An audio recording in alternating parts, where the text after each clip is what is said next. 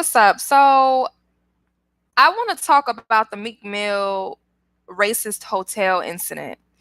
And basically just give my perspective on what happened and what could have been avoided. So, fortunately and unfortunately, you have black people that are able to afford to place themselves in certain spaces, which is a good thing, to be able to have money and in an abundance, especially when you're black in America. That's wonderful. But the unfortunate thing about that is that a lot of the times black people with money tend to think that their money can buy them out of their blackness. And unfortunately, a lot of the times black people who do have money or do have things that are not acquired by most black people, whether it be education or the way that they speak, the way they're able to articulate themselves, a lot of the, or even material possessions, which you know um, can be contributed to your finances. A lot of the times when black people have these things, they oftentimes think that when they are accepted by white people, that they are somehow the exceptional individual. That yes, they may be black and they may even feel comfortable acting black, especially if they're celebrities, because oftentimes celebrities are expected to act over stereotypically black. Oftentimes in these situations, they tend to think that they're better than the rest of the black people and that somehow, they were able to make it in their situation. Although they understand that racism exists, their money or their intellect makes them the acceptable Negro. And that's not the case at all. That's not how white supremacy works. White people deal with certain black people based off of what they can get from you. They don't deal with you because they want to necessarily be seen with you, or particularly white people with money do not care about what black people with money um necessarily, or white people with money don't care about black people with money and how you talk or how you act, or I mean, to them you're black, period. And a lot of black people that have tend to forget that. And so when people get their wake up call, it's almost like a slap in the face. It's a reminder that regardless of what you think you have, you're still black. I like Meek Mills. Meek Mill is cool. But the way that they were trying to even speak to that white dude on that video that surfaced, it was almost like, okay, you're putting yourself in a very subservient, below status position to even try to beg this white boy to even get into their hotel and try to figure out why you can't get in when you know why you can't get in. It's a racist situation. To even want to fight to be around these people, to me, is crazy. But a lot of black people do it, especially if they feel like they have the means and the finances to get into these places.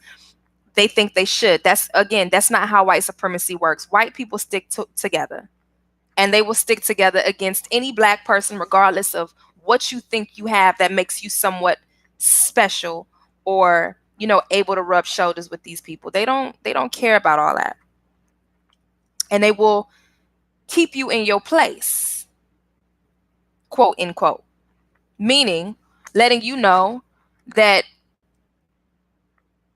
you are not on this level. We don't want you here. And they get a kick out of doing that to black celebrities. Because oftentimes black celebrities tend to think that they've made it and that racism doesn't touch them anymore. And white people don't like to see black people making more money than them, because I mean, clearly Meek Mills is making more money than those guys at the door that turned him away. But again, they were able to exercise superiority by telling you couldn't enter into this club. For me personally, if I see too many white people in one place, I'm not going there. A lot of the times black people want to go to places like Starbucks and these yoga pace places and spaces that are predominantly white, or just certain grocery stores like Whole Foods that more than likely may be predominantly white, although they may have a predominant black staff in certain grocery stores. And there's nothing wrong with going to Whole Food, don't get me wrong, but a lot of black people tend to want to frequent these spaces, and when they walk out unscathed by the aggressive Neanderthal, they tend to somehow think that I've made it. My money allowed me in these spaces, and these people are not looking at me as a Negro. And so because you had one good incident, you tend to keep going back. And it was the same thing with Meek Mills. He said that he had went there with Jay-Z and didn't have any negative incident. So he expected that he was going to go there again and was going to have this wonderful time, even though he knew that the people were racist when he went there with Jay-Z. I mean, one thing about a racist person is that they'll show you they don't like you. But then when they shake your hand or they give you that look or that smile, you tend to think, okay, well, I could tell this person is racist, but they like me because I have money, or they like me because of whatever reason. Or if it's a black woman, they like me because I look good, or they like me because I don't act niggerish. And that's not the case. And these white folks will show you fast and in a hurry that they don't mess with you. Now, where I get bothered is when racism happens in black communities, where it's predominantly black, and these white folks are able to come into our spaces and be racist and get away with it. That's not happening. Not on my watch. Not around me. That's when you should really have a problem. But I mean, yes, expose the hotel, Meek Mills. That's good. Let it be known. And then all they're going to do is issue an apology like Gucci, and the niggas going to be right back at the motherfucking hotel taking pictures talking about, I'm in here, giving these people your money, and all they're going to do is just sit back and laugh and keep collecting your dollars. Again, their face is on it. So the money and the finances are intended, even though it is in your pockets, just like liquid, it's removed from the black hands back into the white man's pockets. I think that there was somebody who said that some racist white person said that black people is like liquid money. We tend to keep going back to these racist people, racist jewelers, racist clothing store owners or clothing brand owners, hotels, food chains, and somehow expect to get a different response because we come in there trying to act like Becky or Brad, or trying to floss our money with white face and think that somehow makes us less black. It's crazy. All these black celebrities, and you mean to tell me can't no black person own a black hotel? They can't come together and make a hotel for black people to go to peacefully? See, the thing is that we've normalized everything that's white. So it makes it right. But then when we get a bad experience, just like a child in the playground, we say, oh my God, they don't want to play with me. Create your own shit. Now, again, I'm not knocking Meek Mills for exposing the hotel. Everything happens for a reason. But whether he exposed them or they intentionally exposed themselves by placing a racist statue in the hotel, black people are going to still go back because there's just an ingrained, almost like a trauma or a genetic code in a lot of black people due to the trauma that their family been through or what they've seen happen to their family members, or where they continue to go back and still think that the white man's ice is colder. And the only reason why it even appears to be cold or colder is because you believe in it. They say it and you buy it. They say it, you believe in it. They sell it, you buy it. If we owned our own things, we wouldn't have these problems. Or not even so much just necessarily owned, but if you stop frequenting these places. So here's the thing. It's like this. They think, okay, it's more rich white people than it is rich black people, and the few black celebrities are not going to hurt our money. Again, we understand that black celebrities, and this is how they think. We understand that black celebrities are a few, a handful.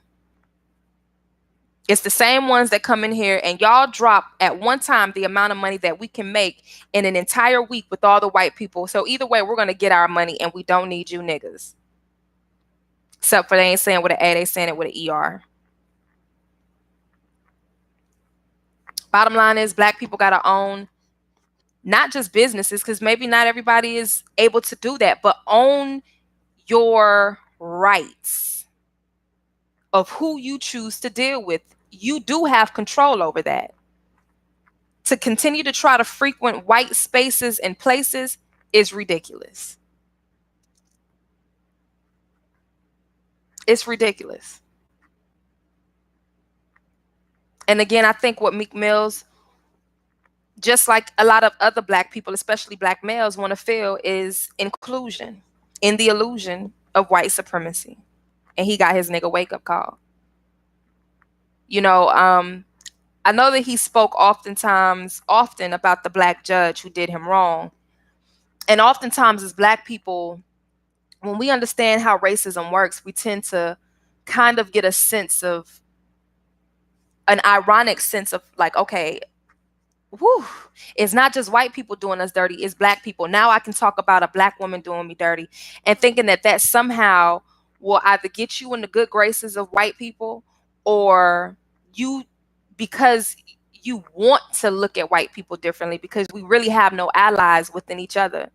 You tend to say, okay, well, this black person did me dirty, but these white people gonna help me. And then when they show you who they are, motherfuckers want to act like it's a surprise. I don't know why. But again, people let the money and the fame get to their head. Now, somebody said, and I was looking up this video where they said Michael Rubin, he basically congratulated Meek Mills on how he handled himself. And even that was like a backhanded compliment. Because you're talking to this person like they're a child or a wild, enraged animal that wouldn't know how to do anything else constructive. Oh, good job, boy. You handled yourself well. That's ridiculous. Hopefully Meek Mills didn't respond back to that. And we got to understand how even when these people are seemingly complimenting us, it's really degrading. That's just like some white person telling you, oh, I like your fro. How did it grow out like that? And they know very fucking well how it grew out like that. Those crackers stick to each other. And every time there is a white bad guy, there's always the white good guy somewhere around the motherfucking corner, so that, again, they're on code. So that it doesn't look like we're all bad. Keep the niggas in line so they don't revolt. We're not all bad. It just happens to be that person. And then the hotel is going to issue an apology. They're going to say they didn't know why this happened, whoop-de-whoop-de-woo. Although they very well understood, and they also knew that it was going to get media attention. And again, it's another way that white people understand all throughout the world that we are on code. Because for it to even be able to happen in the instance that it happened and nothing was done shows that the motherfuckers are all together. They stick together. There's no way that these people should have that much motherfucking power like that. For them to say with authority, you can't come here. As though where they are is some place where motherfuckers really should want to be. That's crazy. That's no different than what they did in the 60s and shit like that, where they kept black people out of hotels, smaller named hotels, but they kept black civilians out of hotels and out of pools and said, you can't stay here or you can't come in this part of the area. Is no different than that. So black people that got money or got education, got degrees, are able to talk proper English, they need to get off this I'm different type of thing. Yes, white people for certain reasons, ethical reasons, may deal with those types of black people because they understand how bad you want to be included. But don't get it twisted. They will let you know once you get a little bit too close, you need to back the fuck back. And that's all that was that happened.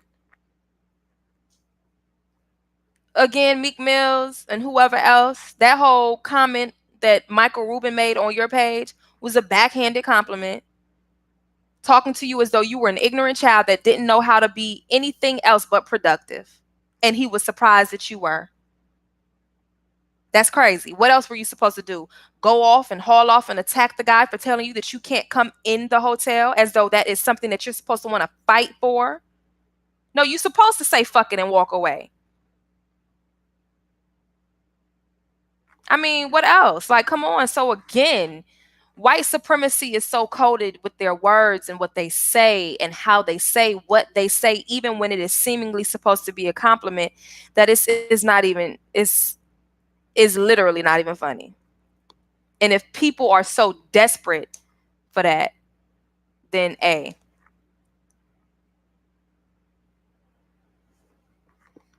mean, I just don't get it. Y'all want to be up under these whites, their faces on that dollar bill. It ain't much they got to do to get that money. I don't see how that is even an honor to be around those motherfuckers because they cheated. It's an honor to be around a black billionaire. That's who y'all need to be talking to. Meek Mills. Meek Mill. I keep saying S or Z. That's who y'all need to be talking to. Not white boys. They cheated.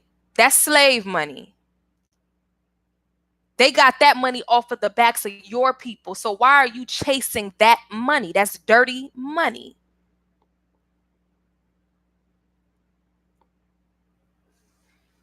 These hotels and all this type of shit is formed off of racism.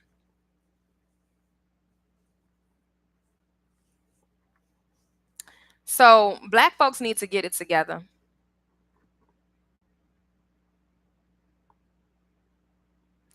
It's an interesting situation because, of course, it happened to a celebrity. And it's going to give black people something to talk about. For those who've experienced it, experienced certain levels of racism, they're going to be able to relate. But it brings a sense of unity and connection. Unfortunately, the connection has to be one that's bad, but it brings a sense of connection that we as black people are connected in this struggle. Although our connection should not be through struggle, which most black connections are. It's through struggle, right? And so anytime we feel as though we no longer have to struggle in a certain way, we somehow try to disconnect ourselves from black people.